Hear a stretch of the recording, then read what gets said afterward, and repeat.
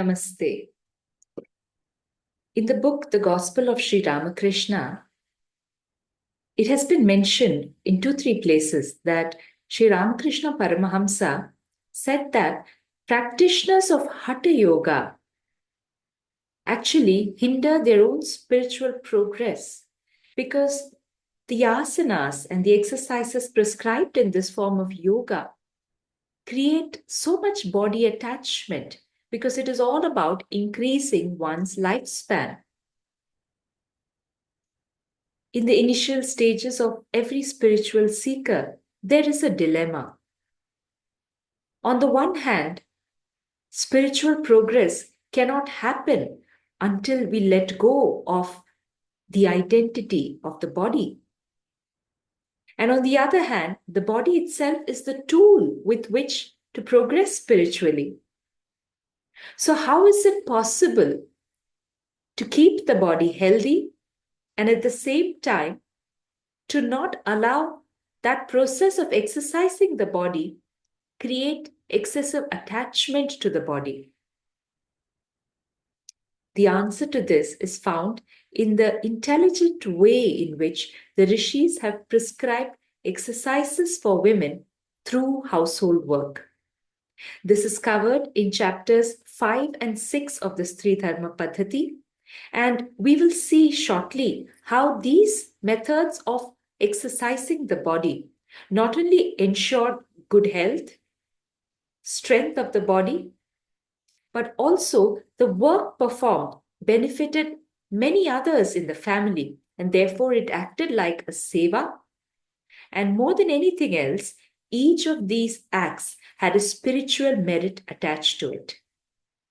So let's first look at the Sanskritam verses, and then we will go into the details of the explanations.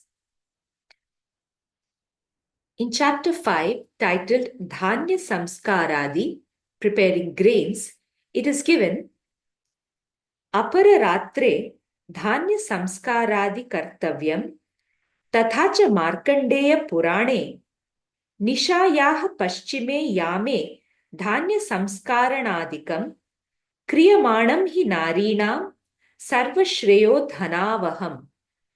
Meaning, during the last watch of the night, grains are to be prepared by sorting, sieving, pounding, grinding, etc. Markandeya Purana states that preparing grains during the latter part of the night towards dawn brings well-being and wealth or prosperity to women. The next verse is from the next chapter, chapter 6 of the Stri Dharma Paddhatih, and it is titled Griha Samarjanadikam. Griha means home, Samarjanam means to sweep, broom, or clean the house. The verse states, Pratah kale griha samarjanadikam kartavyam tadapi tatraiva sprishanti rashmayo yasya griham samarjanadrite bhavanti vimukhastasya pitaro deva mataraha, which means during pratah kala or dawn, one has to sweep the house. In this regard, Markandeya Purana states, Pitars and sisters and mothers of devatas will not enter the house where the sun's rays touch before it is swept. This means the house should be swept and cleaned before sunrise. Now let's try to understand these verses in some depth. The first verse is about sorting grains early in the morning. This is actually prescribed as a very apt mental exercise.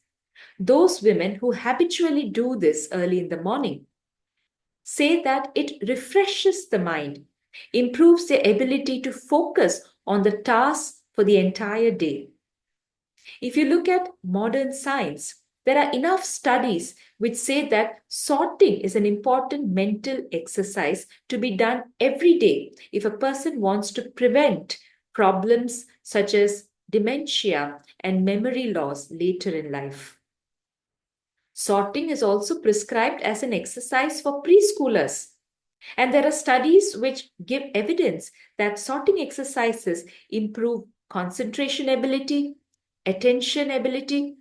They help the individual obtain problem-solving skills and also improve memory holding and retaining capacity. Perhaps this is why sorting is part of the therapy for people who are recovering from dementia or even stroke. The shastras have included this important exercise as part of the household chore. Sorting was followed by sieving and then hand pounding of grains and grinding to prepare the grains for necessary recipes for certain food items. Now, hand pounding is today understood as the ideal way to preserve the nutrient content of rice grains. These activities also exercised the body in the way that is suitable for the female form.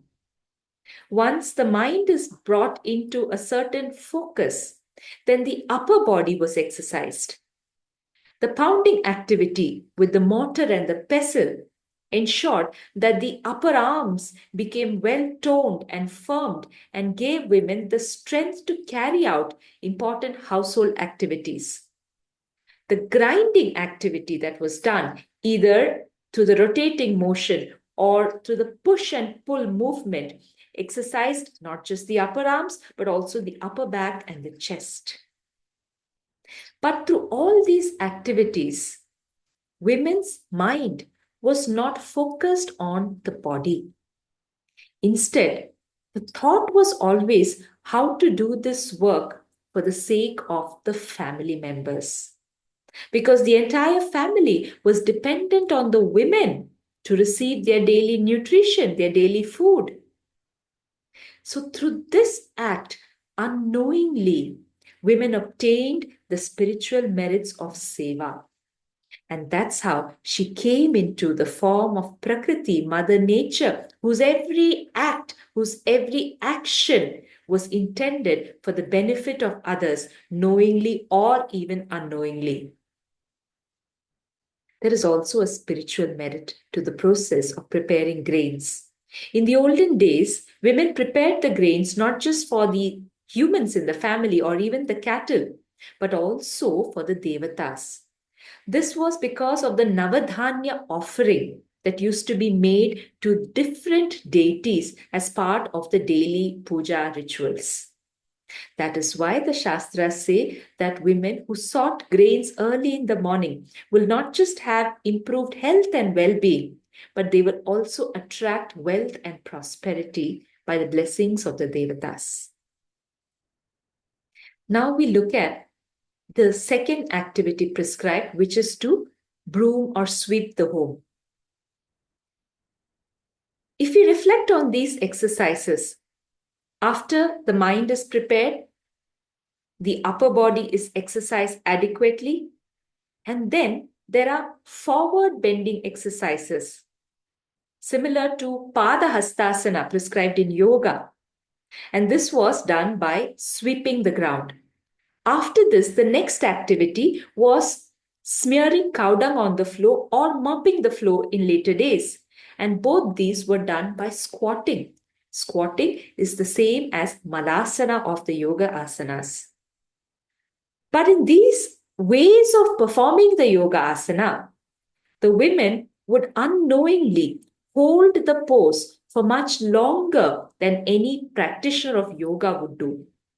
Because the mind is not engaged in the asana. The mind is engaged in completing that particular task. So when women would engage their bodies in cleaning the home, they would naturally obtain the benefits of those yogasanas. In fact, much more because it would be done for much longer periods of time. In Patanjali Yoga Sutra, asana is said to be that which is held for a long duration.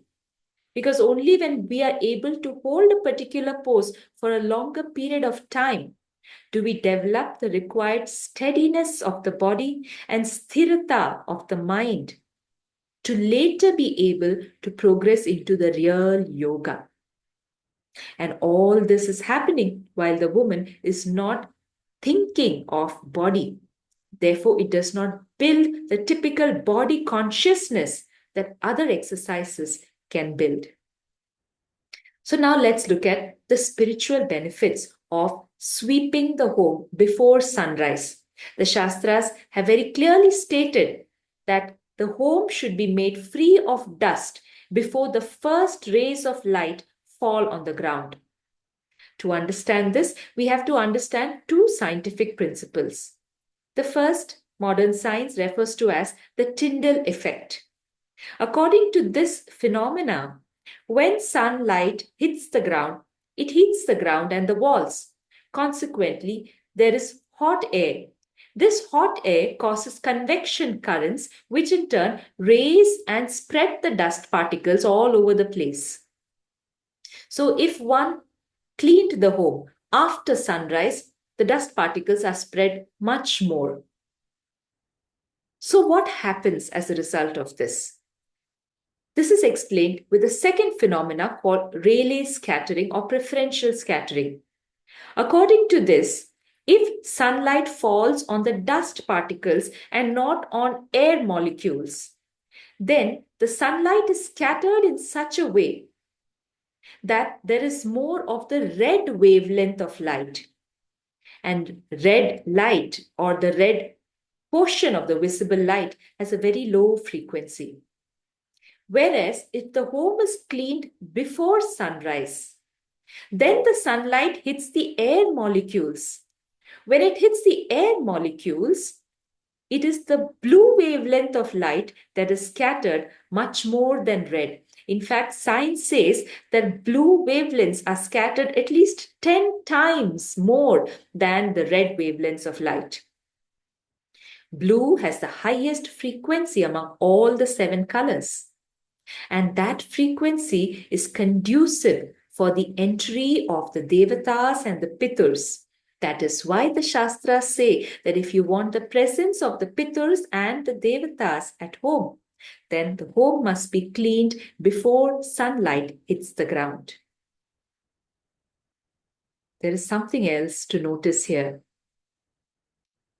The rishis of the Hindu parampara knew advanced scientific principles many thousands of years before modern science patented and claimed it. The rishis did not go around naming these phenomena after them. It should have probably been called the Markandeya scattering or the Markandeya effect, but Rishi Markandeya does not do so. He, like all the other rishis, used science in such a way that it is of actual benefit to the common man. And this was done by cleverly weaving it into a cultural practice. If we become aware of the deep science in every single verse of the Shastras, we will become conscious that even the simple activity like cleaning the home is actually a sacred ritual. And it is the women of the home that prepare this foundation without which all the subsequent puja rituals done by the men may not have the intended effect. That is why the Shastras have said right in the beginning that women obtain the spiritual merit that men obtain through Agni Kriya by performance of household chores. This is the beauty of Sanatana Dharma. Sri Matre Namaha.